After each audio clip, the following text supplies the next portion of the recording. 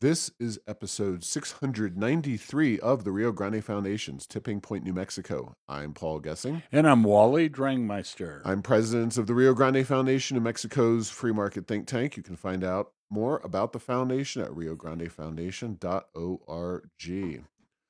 Well, Wally, a very eventful last several days, especially this past weekend, with the legislative session coming to a close on Saturday at high noon. So thankfully that is over. We'll talk about that in a second. Then there was a mass shooting at a park in Las Cruces.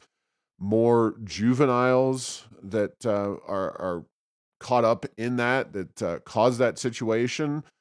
Another you could say random guy with a large, assault weapon, AR-15 style weapon, was not the shooter, but still questionable that guy's just hanging out in a park in Las Cruces with such a weapon. And then, of course, the Lobos came very, very close. They really put it to Michigan State for a large part of that game, but ultimately fall. Why don't we start with that? Because more to talk about. Yeah, well, congratulations, Lobos, on a very good season. And Paul, in the modern era of basketball, if you're in a conference like the Mountain West, you have a good season if you win the conference tournament or the outright champions. You have a very good season if you win even one game in the NCAA tournament. And you have a great season if you make the Sweet 16. So they were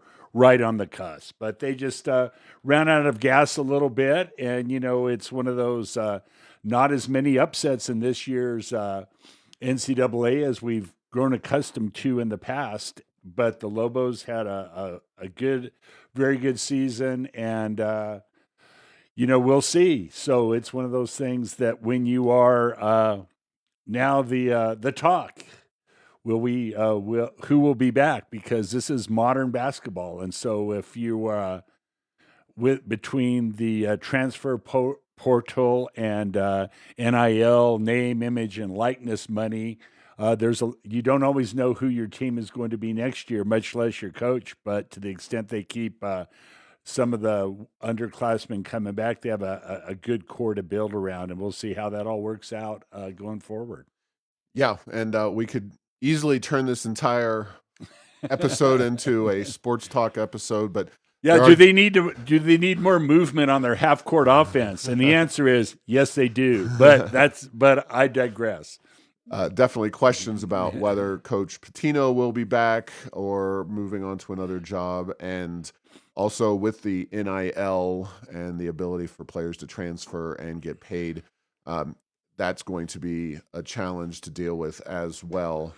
I don't think there's too much to address with the shooting itself. That's abundantly covered in the various news stories about it. However, the governor did say that she was going to call a special session and now has used that as a justification, which you and I talked about a week or two ago, that supposed cuts for Medicaid from the federal government, which may or may not happen.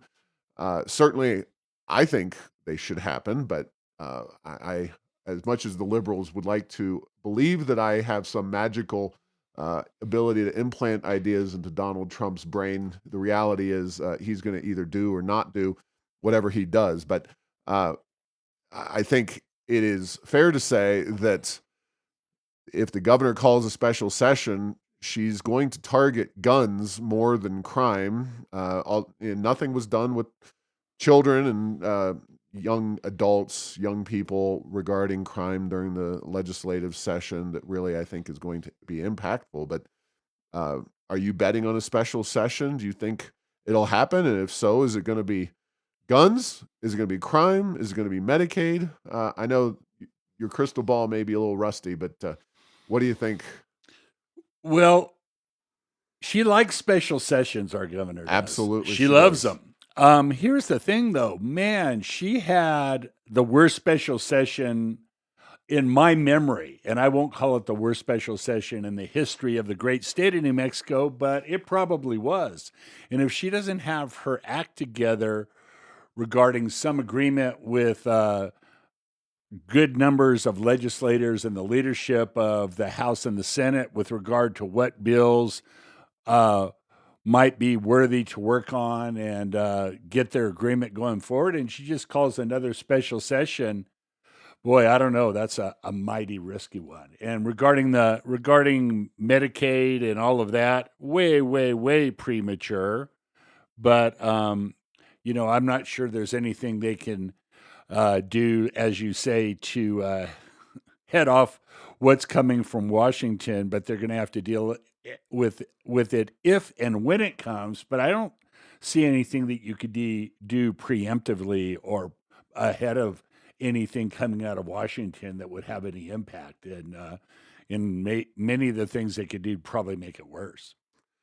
Yeah. Now, the House Republicans, the New Mexico Legislative House Republicans, had put out a tweet in the last 24 or so hours on March 22nd, so 2 days ago, saying that they had sent a letter to the governor demanding a special session to be called to address crime and healthcare. Now, crime, we know the governor believes crime means guns equal bad. Healthcare, I'd love for healthcare to be addressed, and we'll talk about that at some point.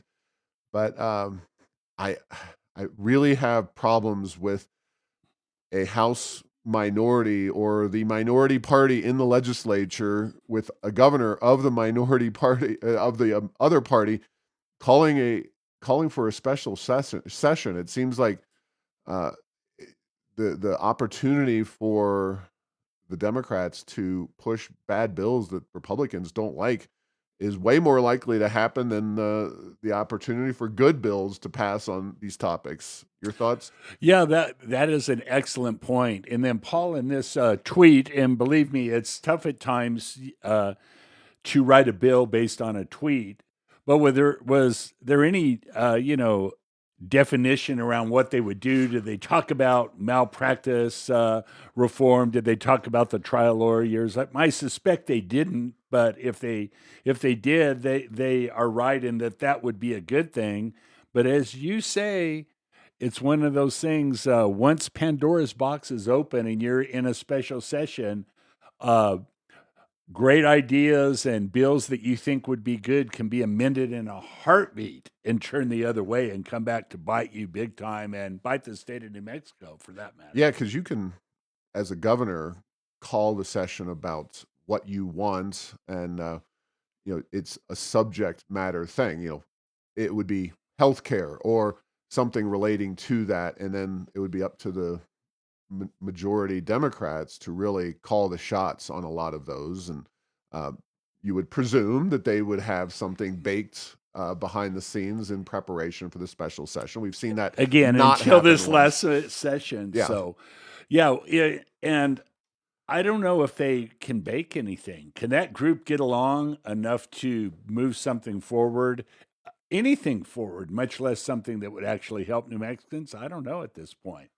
And I know you were channeling your inner Bruce King there with your box of Pandoras. But yeah, That's well, and you know what? Another Bruce Kingism, and he definitely said box of Pandora's, whether he said this one or not. But you know, legislators in Santa Fe, they talk a good game, but man, making the tough calls on some things that need to be addressed is short. And they take the attitude, some of my friends are for it and some of my friends are against it, and I'm always with my friends. And that's how we've ended up in the shape we're in sometimes here in New Mexico. Is we've made everybody happy except the people of New Mexico. And by everybody I mean legislators have made each other happy.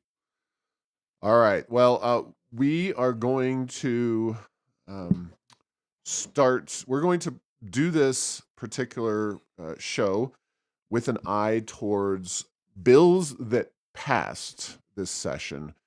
And we're going to spend adequate time to address mostly uh, bad things that did happen this session.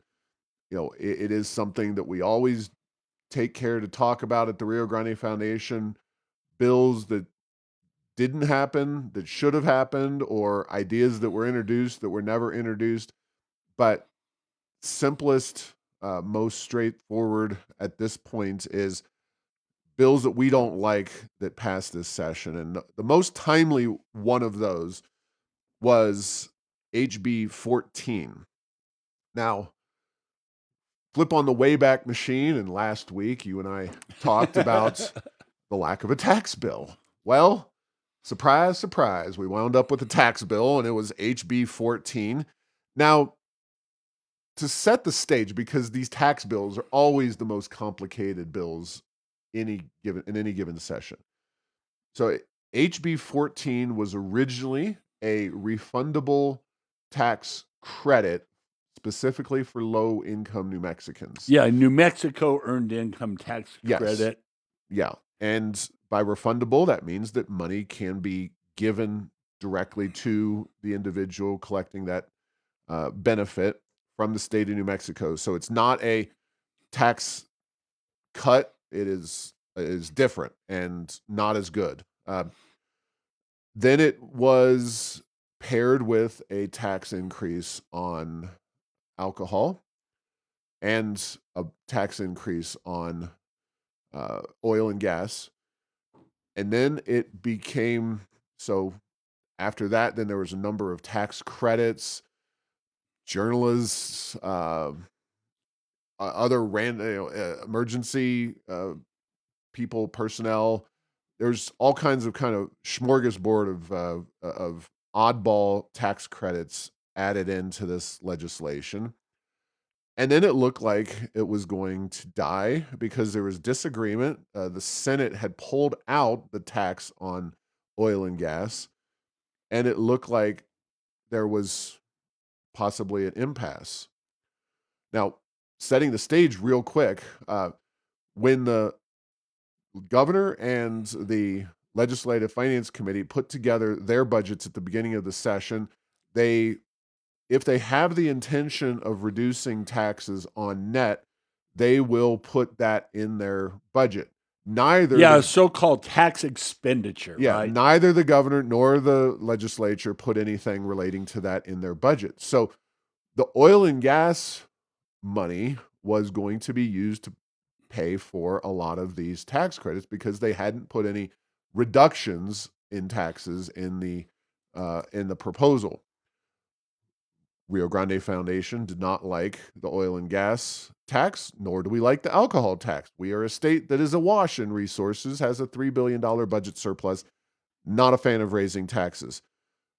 Long story short, that impasse was resolved with a smaller, just focused on the earned income tax credit and a 20% tax increase on alcohol. The oil and gas was not included, but here we are with this crappy bill, for lack of a better word, that has a soup sandwich of policy, Paul. And that's way too nice to it. Now, did they have an FIR that said that small, and it's a tax increase on alcohol, but didn't raise that much money? I doubt if it would be enough to pay for increases to the earned income tax credit in New Mexico. So, and there are questions about that. Yeah. And, so is it like it's like accounting? I am a recovering CPA. Every debit has to have a credit, and so where is the other side of that transaction if they aren't taxing oil and gas? Yeah, and the tax credit we don't like that. Didn't like that for a number of reasons, not just the refundability, but because it is this earned income tax credit. Now, folks, families of 3 making as much as $70,000 may not have any personal income tax liability as a result of this. Wonderful. The refundability we don't like. Plus, the fact is that this tax credit is only available to those specific people who don't make enough money to pay the higher tax rates. If you, for example, eliminate a tax bracket and say that people who make 70,000 and below, married, single, whatever, however you want to do it, don't have to pay any personal income tax. Well, then you and I and other people who do make more money, we get a tax break too. So it's progressive. It's something that's, The not poor, yeah, the low income benefit right. more, but there is something for everybody. Right. This was not a something for everybody. Right. This is specifically for those people. And so if you start to make more money, you're going to suffer a penalty, a very steep one, it would seem, as you move up the income scale. So that is not particularly good. It's terrible, terrible policy. And we honestly thought we were out of the woods, as you might recall, again, a few weeks ago.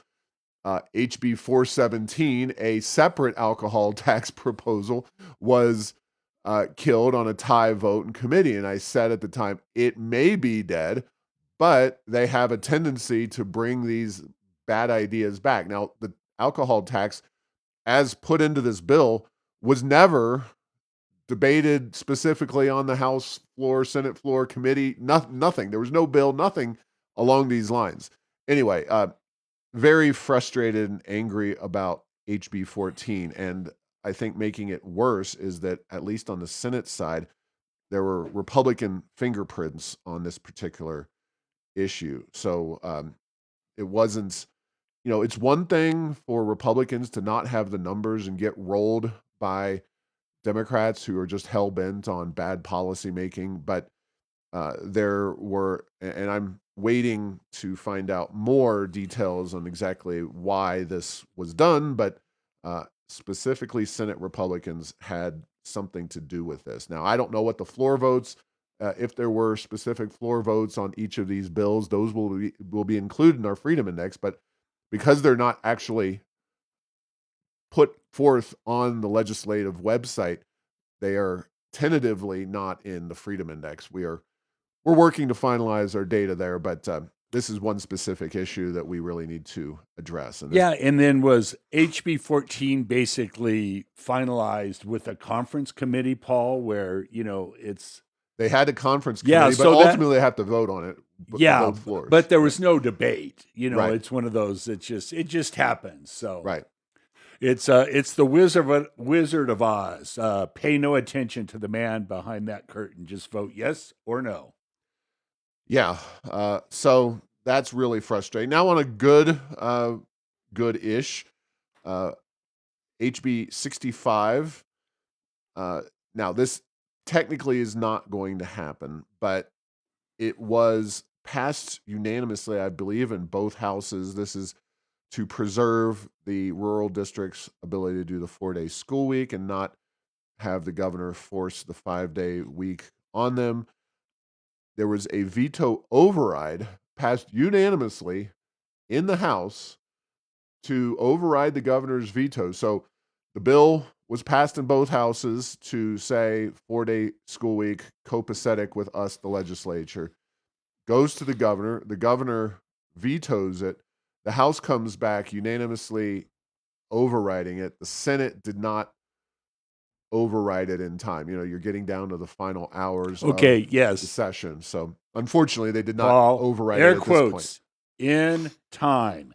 They may have chosen to protect the governor from having her first veto overwritten. That may have been a friendly leader in the Senate that made it happen. And I'm not saying it is, but that's as likely as if they just ran out of time. Yeah, and honestly, I don't know what this means next. Is this something that the Senate, next time they're in, can pick it up and go ahead and push it through, or do they have to restart the entire process? I am pretty sure they have to restart the whole process, but I am not positive about that. Fair enough. All right.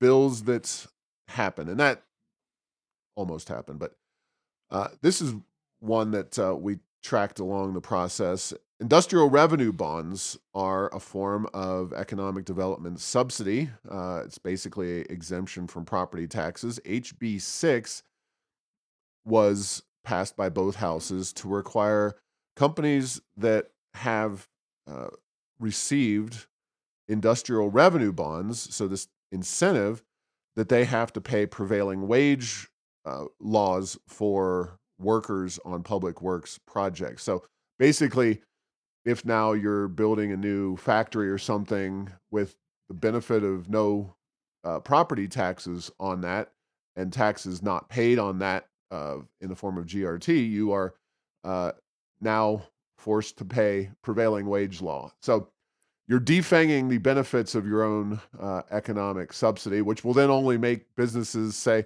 well, we need even more subsidies at the expense of the taxpayers. But really, it's shuffling that money into the pockets of the labor unions.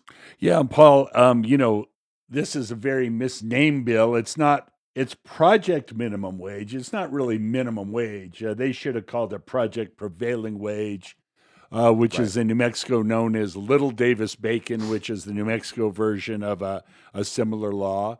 And, there's a few things. One, it can raise the price outright of projects by paying more to certain workers based on a union wage, where you could find non-union workers to do the same thing, and even if you use those, you have to pay the higher wage. The other is, and this is a theme of New Mexico, the administrative burden that this costs. IRBs and getting workforce training funds, and now this. It just, before, it's pretty easy to calculate paying zero property tax for a period of time, but now that you have to do all of these filings to show that you comply, as you say, it makes it less valuable, and might, again, initially there may not be a whole lot of impact on this, but a few companies have a few nightmares and word gets out. It's like, yeah, don't go for that IRB thing. That'll come back to bite you. Yeah, and IRBs are on the less harmful side of things when it comes to uh, economic development subsidies and incentives. Uh, but it's just going to require more money from we the taxpayer. So HB 91, public utility rate structure, it authorizes public utilities to subsidize low income customers and allows the PRC to approve utility rates that create a preference or advantage for those customers. So it's kind of on the voluntary side of things right now, but basically, yeah, if PNM wants to or the PRC tells them to, they'll now charge the poor utility user less than the rest of us. So, welcome to socialism. Yeah, and Paul, allows, that's a good word, but when it comes to a regulated entity, Yep. it would not be very hard to have the Public Regulation Commission turn that from an allows to, yeah, you're allowed to do that, and because you didn't, we are going to take a bite out of your rate increases some other way. So this will, this is one of those, we'll see in implementation how bad this bill is, and it could be pretty bad. So Yeah. HB 69, Loan Forgiveness Multiplier Act, expands access to the federal public service loan forgiveness program within New Mexico, which forgives student loans for individuals who work full time in public service in federal, state, tribal, or local government for 10 years. Just another way to kind of push people who get a degree to go into government as opposed to useful work in the private sector. I'm not saying nobody in the government does anything useful, but I think it's time to not subsidize. We already have enough subsidies for higher education in New Mexico. The last thing we need is another program to then shovel them into government work. yeah, Paul, if this were related more for healthcare professionals or services that, without question, we're badly in need of in New Mexico, the idea, while not, it's a little bit of a clumsy one, and it has some, there's something for all sides of the political spectrum to dislike about this. But yeah, boy, we need more. We need more government workers in New Mexico. That's our biggest problem right now, Paul. That's what this bill is saying. Yeah, absolutely. Um, there's just a lot of issues with the approach on this legislation. HB 71, Early Childhood Education and Care Fund Transfer, basically just allows the early childhood uh, amendment that was passed, gosh, 2 years ago, a year and a half ago, to increase those distributions from the Early Childhood Trust Fund. Now, the number of children declining dramatically in New Mexico. The amount of money returned in these investments, both from the stock market as well as from oil and gas, is skyrocketing. So naturally, what they need is more money. I don't know. Any thoughts on that, Paul? No, this is one of those that there's different kinds of quote permanent funds in New Mexico. Those that, once they run out, it's not that big of a deal. We call them permanent, but they're not. We had the tobacco settlement permanent fund. They rated that thing hard until it kind of drifted away into or smoked itself away into obscurity. But on these, if you take more out of these kind of set aside funds that the state set up than you planned on, and you don't fill them up as quickly, they could go to zero much more quickly. And again, we have a lot of money right now. That doesn't seem to be the big problem. Although with our legislators passing a lot of tax increases, you wouldn't know it that we have a lot of money because they managed to pass tax increases despite revenue that they either wouldn't spend or certainly wouldn't give back to the taxpayer or the citizens in New Mexico. Yeah, just one more way that large quantities of money get consumed in this state without really benefiting the people at large.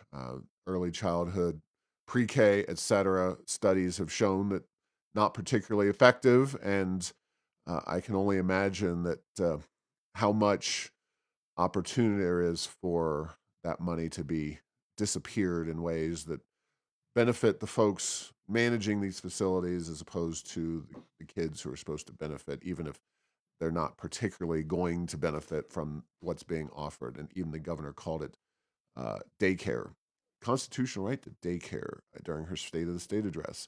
SB 48, the Community Benefit Funds. Now, the name right there is just already, that's a bad piece of legislation. Community Benefit Fund. It's just too many buzzwords to imply that it's good. I mean, community benefit, of course, it's good by itself. And then a fund. All right. Well, we know that's bad because it is going to just provide state subsidies for local governments to build clean energy, so-called clean energy projects, wind and solar, and this, that, and the other, grid reliability, etc. It's everything you could possibly want it to be, minus the unicorn. Yeah, Paul, the biggest problem with funds like this is that you alluded to it.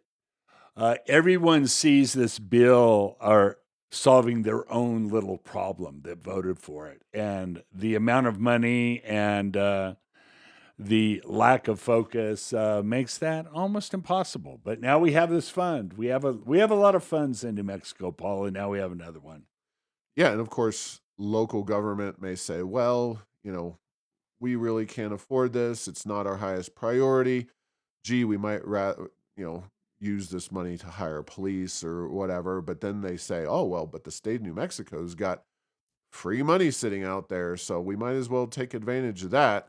Yeah. It's the same basic concept as Medicaid. It's just a matter of who's giving away the free cash. Well, and can we use this for things like electric buses that cost 4 and 5 times what the existing? There's a lot of crazy things that could be purchased with this, and Nothing spends more inefficiently than other people's money without any requirements for what it's supposed to do. And that's what this is starting to look a lot like.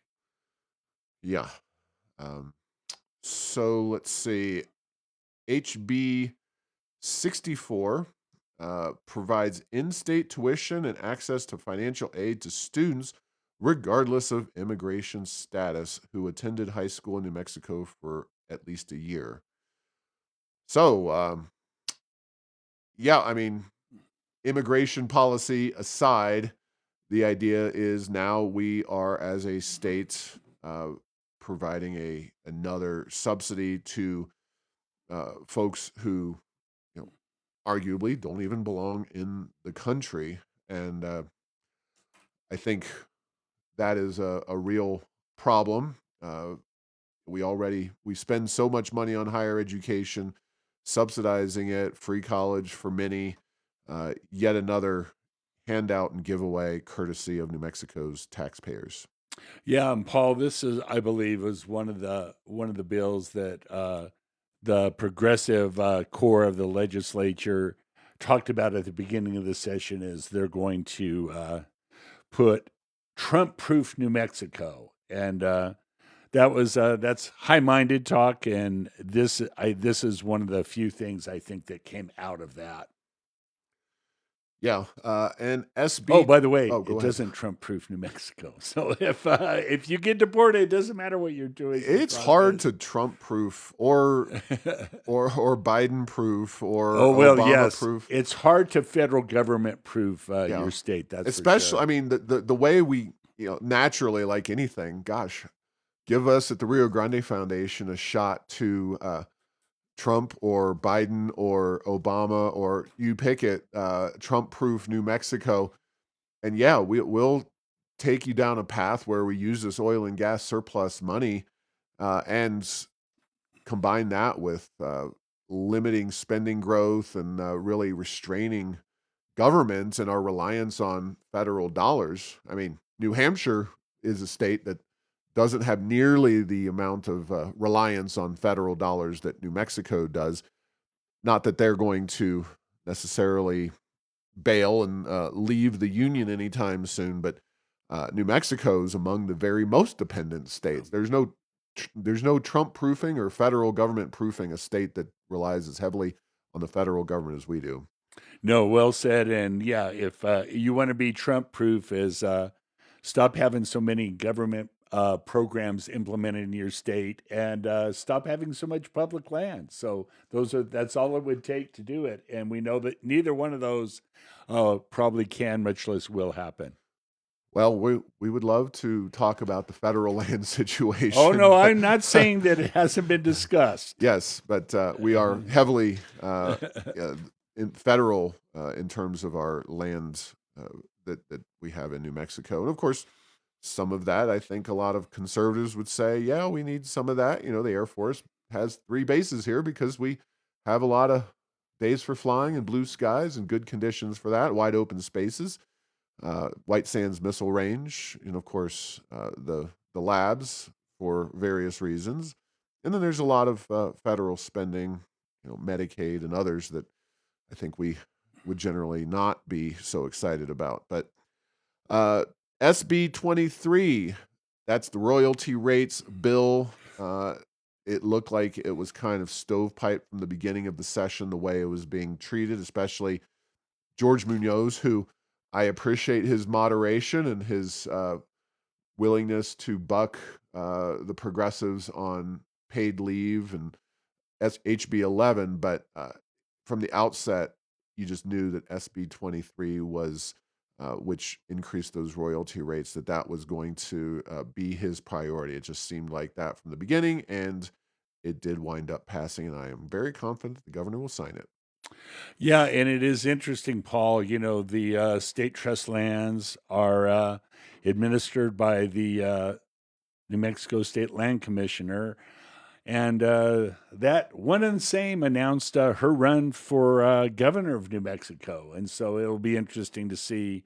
She was certainly in support of this, so we'll see if she takes credit for this, and if that becomes a big part of her campaign, or if that's such a big snoozer to the general public that it doesn't even get talked about much in the campaign. I'll be interested to see which of those it is. And while that is a pretty solid list of all the bills that we really looked at and cared about, they're all rated in our Freedom Index, for example. And the Freedom Index, as I mentioned, is not complete at this point, but it is very close to complete. We're still waiting on some of those votes to at least make sure that whether they happen or not. If they were unanimous, then we're not necessarily going to bother with them. But we're still waiting on HB 14 and some of those votes. But I should note that on Friday I had the pleasure of I got to be an expert witness. There's testimony and there's expert witness, and I got to do expert witness twice this session. Once on the zero income tax bill, Representative Elaine Sena Cortez had, and then on Friday, as the session was kind of moving towards its conclusion, Jay Block's Senate Bill 484, which his idea is to kind of tie it to Doge, but instead the name, I love it, GATO, Government Accountability to Taxpayer Office. And yeah, that's pretty good. We're going to gato you. Gato, yes. Dome legato, Mr. Roboto. Yes. This would have set up a statewide inspector general. There are, according to the Legislative Finance Committee's fiscal impact report, there are 11 states that have somebody in this position. New Mexico does not have a statewide individual who is charged with, proactively looking through government budgets and their spending. We have several at the agency level. The Legislative Finance Committee actually said, well, here's their quote. LFC has recommended that the state consider creating a standalone office of Inspector General similar to GATO that would audit and investigate executive branch agencies or strengthen statutory guardrails around Inspector General / internal audit functions within state agencies. So what I'm getting at is that this is not necessarily the same exact thing as Doge. It is actually a proposal that the Legislative Finance Committee has specifically endorsed in the past, and it would proactively around all government levels and using things like AI and other technology would address some of waste, fraud, and abuse. Not surprisingly, considering the hearing was held the Friday before the session ended in its very first committee, Rules Committee in the Senate, it did not wind up being adopted, but I think is an important thing to discuss and put this piece of legislation forward in future sessions. And as I told the legislators, it is always hard to demand accountability and transparency and fiscal restraint at a time of robust and flush government budgets. The time you tend to want to go after the money, the coins and the seat cushions of the car and the couch are when things are really tight and you might need that extra quarter you find to buy the cup of coffee, so to speak.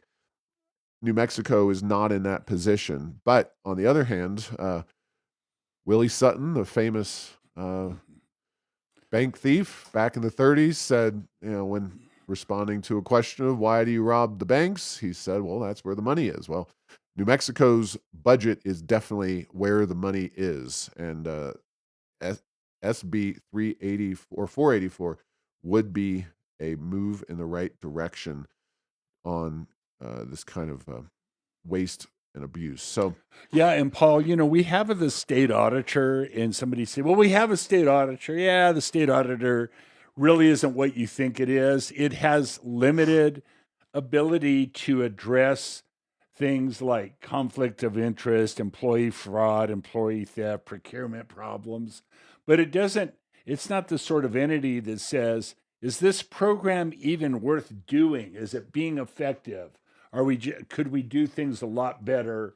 Not have we dotted the I's, crossed the T's, and put the numbers in the right boxes, which is, oh, yeah, and reconciled our bank accounts. That's one of the biggies that the state auditor has to point out to a multitude of government entities is that hasn't been done. So, yeah, I think this would be a good idea. And, like I say, it's interesting. We now have our own cute little acronym. We're almost as good as the feds already yeah. And because they've done such a good job of avoiding fraud, waste, and abuse. well, of course, there's the Cheryl Williams Stapleton situation, and the auditor unfortunately did testify against it. I think that may be budgetary uh, sandbox, kind of keeping his agency whole financially, which is unfortunate because we need more government watchdogs in New Mexico, not less, and Well, more and then proactiveness. yeah, and then the auditors elected, as I recall, never been too excited about that election. The fact that I couldn't even barely remember it, but the key is that if this is an appointed position, sometimes that's better than it being an elected position. Sometimes it's worse, but this is the devil is in the details and how it's implemented. But again, the idea, certainly not a bad one for our state. All right. Well, we will have other aspects of the legislative session to address. Some of those were purely newsworthy and time oriented. Obviously, SB 484, one of those, but a lot of these bills are things that I believe the governor will sign, and they will make us less free and less economically prosperous. Next, I'm sure, in next episode, we'll be discussing some things we would have liked to have seen happen or bad ideas that didn't happen. And we'll have a lot because of the 60-day session. It's a long one, and we'll have a lot to chew on here in the next few weeks. Thanks for listening to this week's episode. Find all episodes at tippingpointsnm.com or at the Rio Grande Foundation's YouTube channel. Subscribe to the show at Apple, Stitcher, or tell Google Home to play Tipping Point New Mexico. Thanks to Path 3 Marketing for producing this show.